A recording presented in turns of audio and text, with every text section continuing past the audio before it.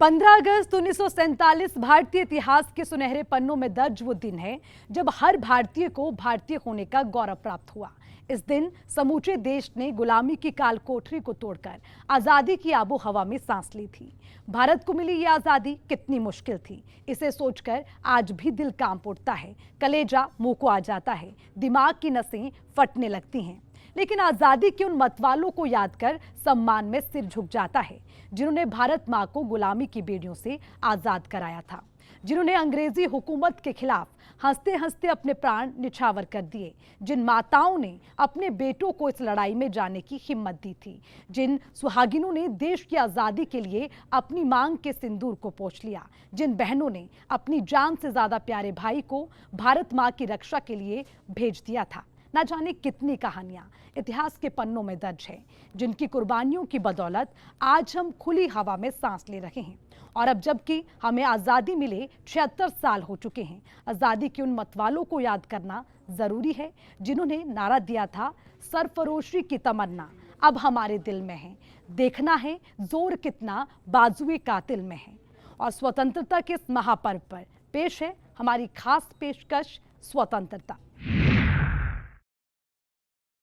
At the stroke of the midnight hour, when the world sleeps, India will awake to life and freedom.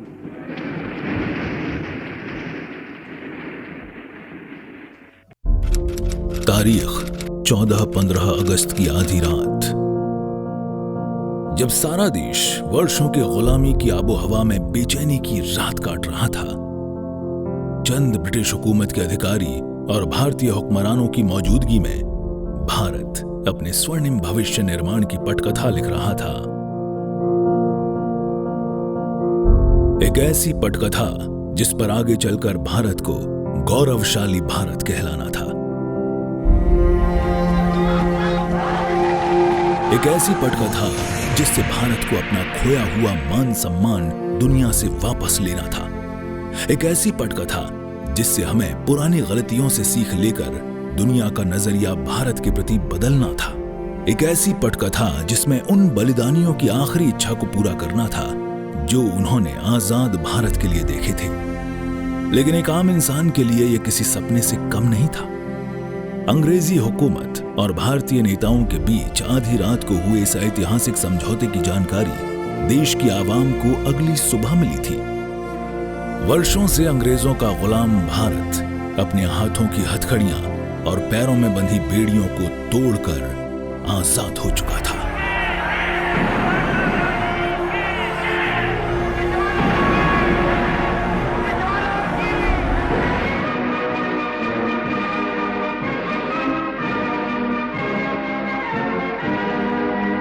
Long years ago, we made a tryst with destiny, and now the time comes when we shall redeem our pledge, not wholly or in full measure, but very substantially. At the stroke of the midnight hour, when the world sleeps, India will awake to life and freedom.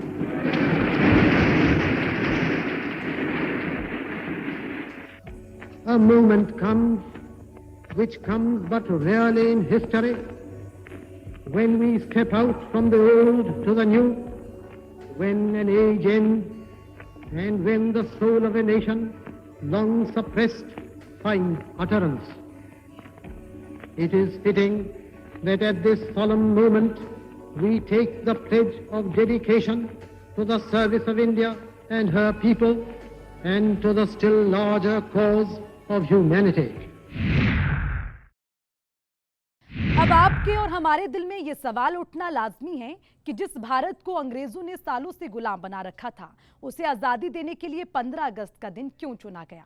तो इसका जवाब सुनकर आप हैरान रह जाएंगे, क्योंकि इस तारीख को ना तो राष्ट्रपिता महात्मा गांधी ने चुना था और ना ही नेहरू और पटेल जैसे बड़े नेताओं ने। ये तारीख तत्कालीन वायसराय लॉर्ड माउंटबेटन ने चुना था, और वो भी इसलिए क्योंकि दूसरे विश्व युद्ध के दौरान जापानी सेना ने इस तारीख को ब्रिटिश हुकूमत के सामने समर्पण किया था। बस इस गुमान में अंग्रेजी हुकूमत ने भारत की आजादी के लिए 15 अगस्त का दिन चुना।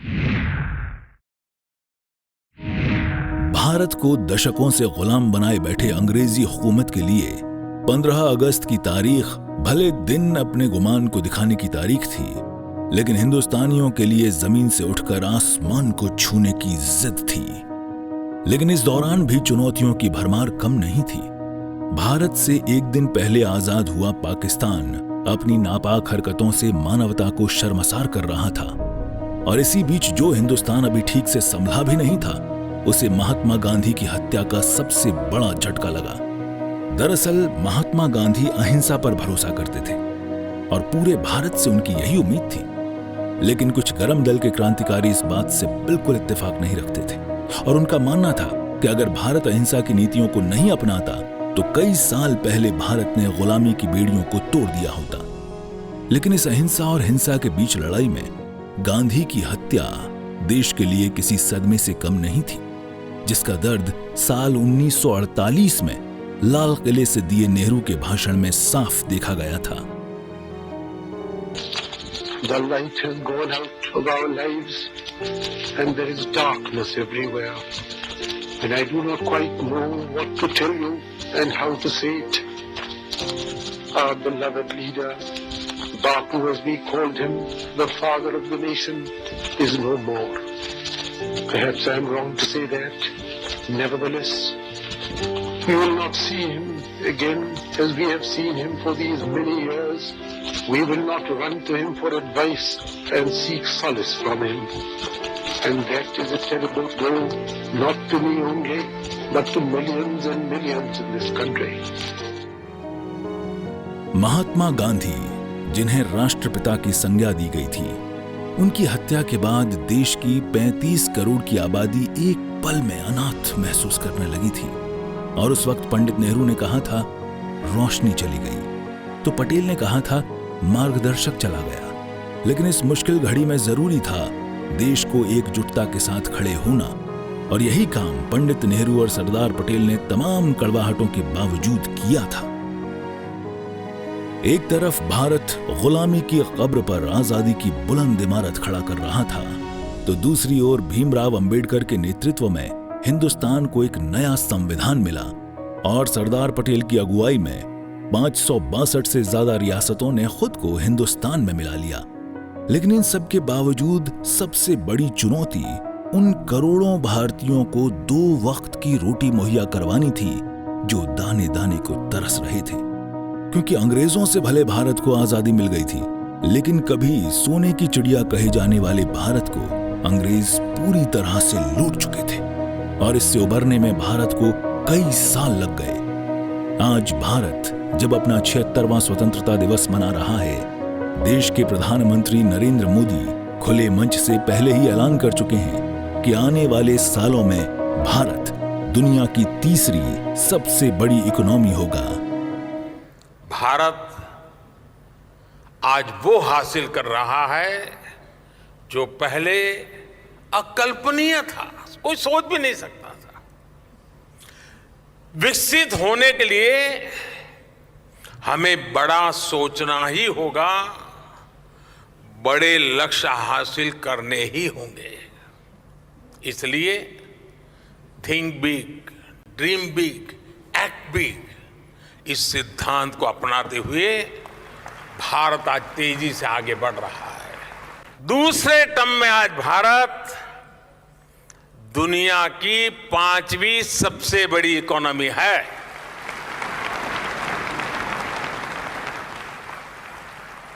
और ये ट्रैक रिकॉर्ड के आधार पर, बातों बातों में नहीं, ट्रैक रिकॉर्ड के आधार पर मैं कह रहा हूं, मैं देश को यह भी विश्वास दिलाऊंगा कि तीसरे टर्म में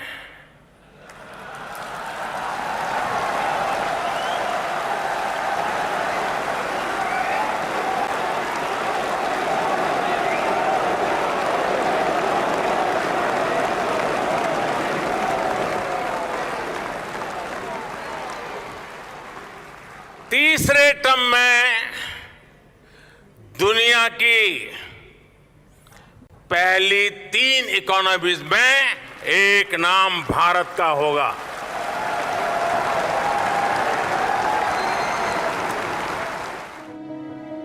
जिस रफ्तार से दुनिया ने भारत में अपनी धमक दिखाई है, उससे इतना तो तय है कि आने वाले समय में जो भारत अभी 5वीं सबसे बड़ी इकोनॉमी है, उसे 2 पायदान और चढ़कर तीसरे नंबर पर आने में ज्यादा समय नहीं लगेगा। यहाँ ये भी समझने की जरूरत है कि आपके और हमारे लिए एक इंसान के तौर पर 76 साल बहुत हो सकते हैं, लेकिन इसे अगर एक राष्ट्र के तौर पर देखें तो बहुत ज्यादा समय नहीं हुआ है और इतने कम समय में भारत चांद तक का सफर तय कर चुका है। आजाद भारत का इतिहास ऐसी उपलब्धियों से भरा पड़ा है और यही वजह है कि हर साल 15 अगस्त को हिंदुस्तानियों का दिल एक साथ धड़कता है, तिरंगा आसमान को गर्व से ललकारता है और हर हिंदुस्तानी फख्र से तिरंगे को सलाम करता है। हम सभी जानते हैं कि 15 अगस्त को भारत को मिली आजादी के दिन देश के प्रधानमंत्री लाल किले से झंडा फहराते हैं, क्योंकि लाल किले को आजादी के प्रतीक चिन्ह के तौर पर देखा जाता है। लेकिन सवाल ये कि आखिर आजादी का प्रतीक लाल किले को ही क्यों चुना गया? तो इस क्यों का जवाब जानने के लिए आपको एक बार फिर से गुलामी के उस दौर को याद करना होगा जब नेताजी सुभाष चंद्र बोस ने अंग्रेजों के खिलाफ दिल्ली चलो का नारा दिया था।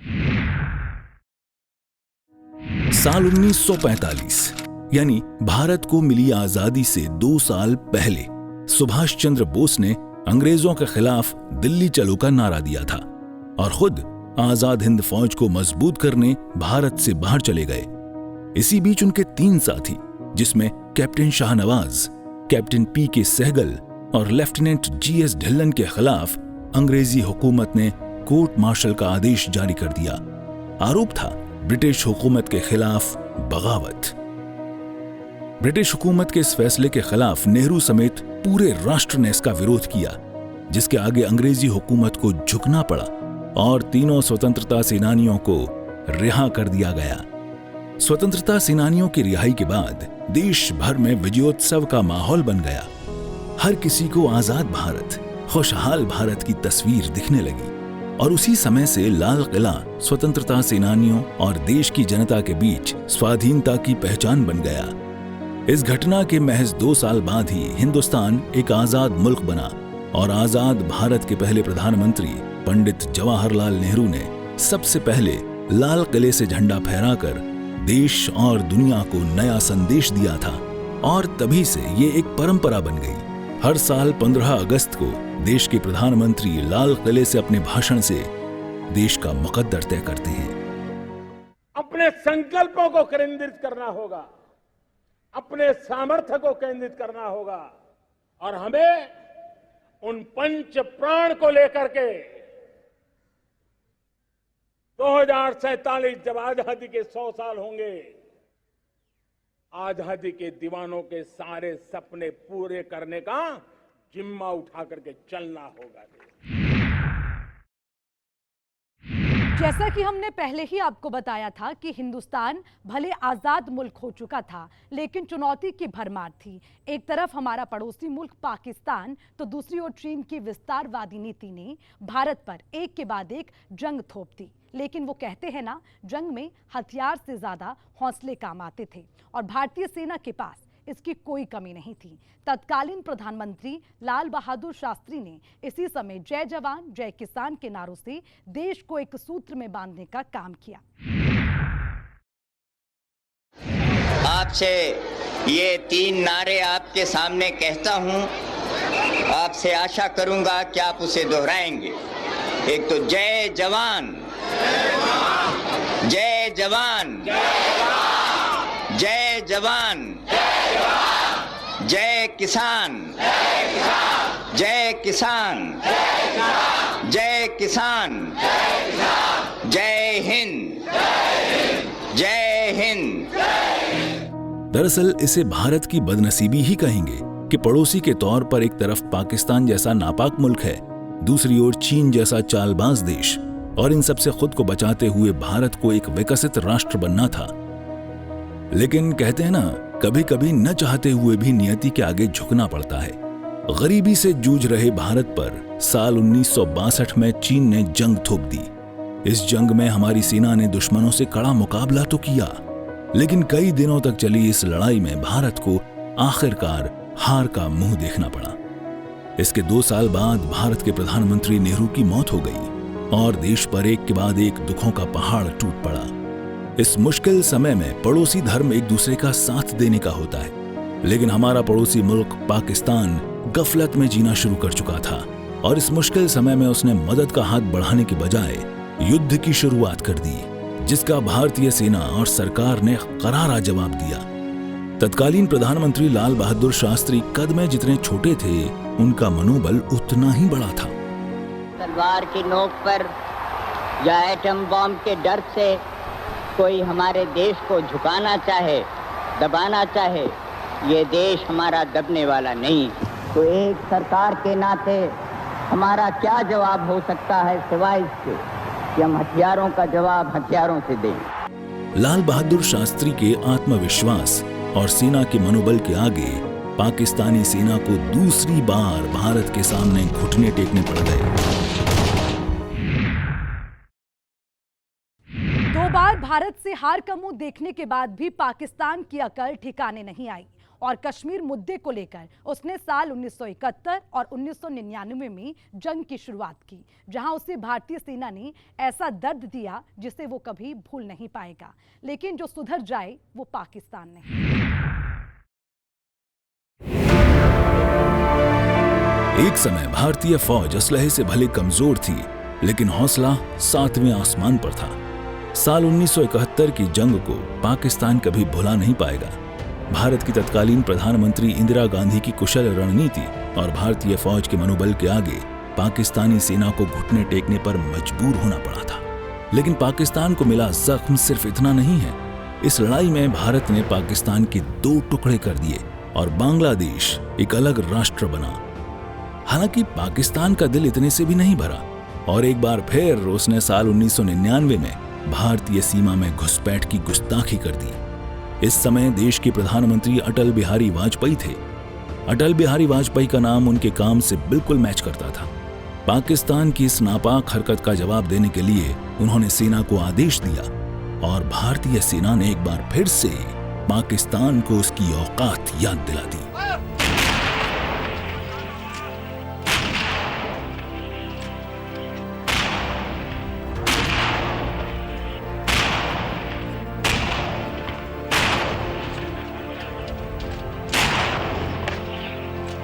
हम शांति चाहते हैं, ये तो दुनिया ने देखा। अब दुनिया ये देखेगी कि हम शांति की रक्षा के लिए और अपनी शक्ति का भी प्रदर्शन कर सकते हैं। ये लड़ाई अभी चलेगी और इस लड़ाई को जीतने के लिए हमें प्रयास करना है। लड़ाई के परिणाम के बारे में भी मेरे मन में कोई संदेह नहीं है। हमारी विजय निश्चित है और हम विजयी होकर दिखाएंगे।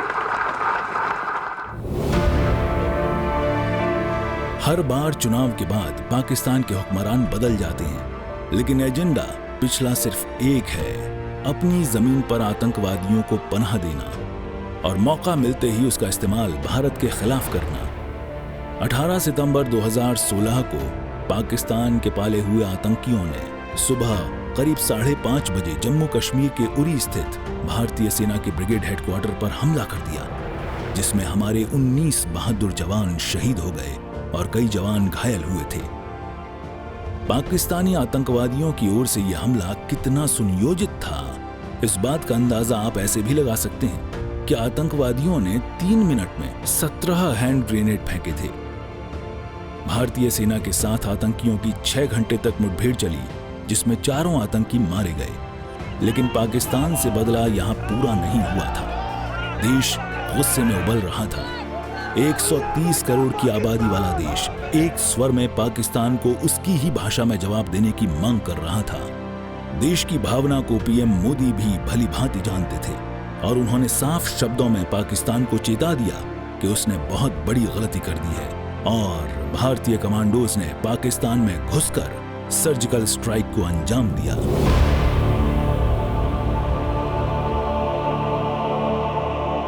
The Indian Army conducted surgical strikes last night at these launch pads. The operations were basically focused to ensure that these terrorists do not succeed in their design of infiltration and carrying out destruction and endangering the lives of citizens of our country. During these counter-terrorist operations, significant casualties have been caused to the terrorists and those who are trying to support them. The operations aimed at neutralizing the terrorists have since ceased. We do not have any plans for further continuation of the operations. However, the Indian armed forces are fully prepared for any contingency that may arise. Bharat की इस कार्रवाई से भी पाकिस्तान का दिल नहीं भरा और 14 फरवरी 2019 को उसके पालतू आतंकियों ने दक्षिण कश्मीर के पुलवामा जिले में सीआरपीएफ के काफिले पर हमला कर दिया। इस हमले में हमारे 40 जवान शहीद हो गए। देश में एक बार फिर से गुस्सा था। मोदी सरकार पहले ही पाकिस्तान को चेतावनी दे चुकी थी, हर हिमाकत का करारा जवाब मिलेगा, और हुआ भी ठीक वैसा ही।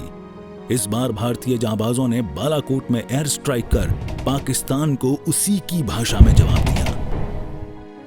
ये हमारी बदकिस्मती है कि ऐसे दो देश चीन और पाकिस्तान हमारे पड़ोस में हैं, जिन्हें अमन चैन से कोई वास्ता नहीं है। दोनों ही मुल्क भूमाफिया की श्रेणी में अव्वल स्थान पर आते हैं, लेकिन इन चुनौतियों से पार पाना हिंदुस्तान को भी बखूबी आता है। चीन ने जब गलवान घाटी में भारतीय फौज के साथ गलत हिमाकत की, तो भारतीय सेना ने भी बता दिया कि ये 1962 वाला हिंदुस्तान नहीं है, ये नया हिंदुस्तान है। दोस्तों का दोस्त और दुश्मन का दुश्मन। चीनी सैनिकों के साथ झड़प में भारतीय सेना ने 20 सैनिकों के मुकाबले 50 चीनी सैनिकों को मारकर अपना बदला पूरा किया। भारत का मनोबल हिमालय से भी ऊंचा है। इसकी एक बानगी तब देखने को मिली जब गलवान हिंसा के बाद चीन और पाकिस्तान दोनों को कड़ी चेतावनी देने के लिए पीएम मोदी खुद लद्दाख के दौरे पर पहुंच गए, जहां उन्होंने हजारों फीट की ऊंचाई से दुनिया को जो संदेश दिया था, उसे आज एक बार फिर से दुश्मन मुल्क को सुन लेना चाहिए। आपका ये हौसला, आपका शौर्य और मां भारती के मान सम्मान की रक्षा के लिए आपका समर्पण अतुलनीय है। आपकी जीवटता भी दुनिया में किसी से भी कम नहीं है। जिन कठिन परिस्थितियों में, जिस ऊंचाई पर आप मां भारती की ढाल बन करके उसकी रक्षा करते हैं, उसकी सेवा करते हैं, उसका मुकाबला पूरे विश्व में कोई नहीं कर सकता है। दुनिया भर के मुल्कों को अब इसमें कोई शक नहीं है कि भारत विश्व शक्ति बनने की राह पर चल पड़ा है। एक ओर जहां 34 सालों बाद नई शिक्षा नीति लागू की गई है, तो वहीं दूसरी ओर रक्षा के क्षेत्र में भी भारत आत्मनिर्भर हो रहा है। युद्ध और बुद्ध दोनों की नीतियों पर चलने वाले देश के प्रधानमंत्री नरेंद्र मोदी भारत का वो स्वाभिमान एक बार फिर से वापस लाने में जुटे हैं जो अंग्रेजी हुकूमत से पहले कभी भारत हुआ करता था। और जिस तेजी से भारत आगे बढ़ रहा है, कहना गलत नहीं होगा कि हम अपने लक्ष्य के करीब हैं। इरादों में फौलाद और दिल में जुनून हो तो कामयाबी की राह छोटी दिखाई देने लगती है। हिंदुस्तान के साथ भी ऐसा ही हुआ। हिंदुस्तानियों की जिद ने उनकी दुनिया बदल दी। 1947 में जब देश आजाद हुआ, तब हर तरफ एक उल्लास था। अंग्रेजों की गुलामी से मुक्ति का जश्न था। बेशक इस जश्न में बंटवारे की टीस भी शामिल थी। सरहद ही नहीं, संपत्ति भी बंट गई थी। इसके बावजूद देश एक नई शुरुआत, एक शानदार आगाज के लिए तैयार था। कदम कदम पर संसाधनों की कमी हमारी राह रोक रही थी, लेकिन किस्मत बदलने की जिद पाले बैठे हमारे रहबरों ने हमें हर मुश्किल से निजात दिलाई। कभी विकसित देशों की उंगली पकड़कर चलने वाला हिंदुस्तान 70 सालों में कामयाबी की ऐसी दास्तान लिख चुका है कि देखने वालों की आंखें चौंधिया रही हैं। जमीन से लेकर आसमान तक हिंदुस्तान ने अपना परचम लहराया है। दशकों पहले जिन देशों की तरफ हिंदुस्तान हसरत भरी निगाह से देखता था, वो आज राइजिंग इंडिया की तारीफ करते नहीं थकते हैं। हमारी तरक्की पड़ोसी मुल्क चीन की तरह मानवता की कीमत पर नहीं हुई है। हिंदुस्तान में समाज और अर्थव्यवस्था की बराबर प्रगति हुई है। दशकों पहले जिन सामानों को हम लग्जरी आइटम्स में गिनते थे, वो आज हमारी जरूरत बन गई हैं। बेशक हिंदुस्तान को अभी अपने सपनों की मंजिल हासिल करनी है, लेकिन दमदार शुरुआत ने दुनिया भर को इस बेमिसाल मुल्क का मुरीद बना दिया है।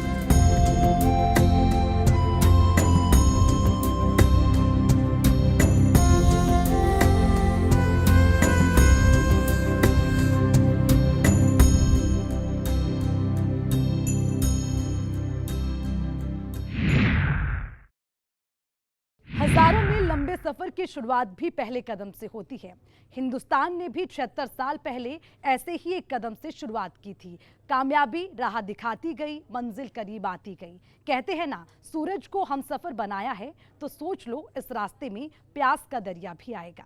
हमारे साथ फिलहाल इतना ही। मुझे दीजिए इजाजत। आप सभी को सूर्य समाचार की ओर से हैप्पी इंडिपेंडेंस डे।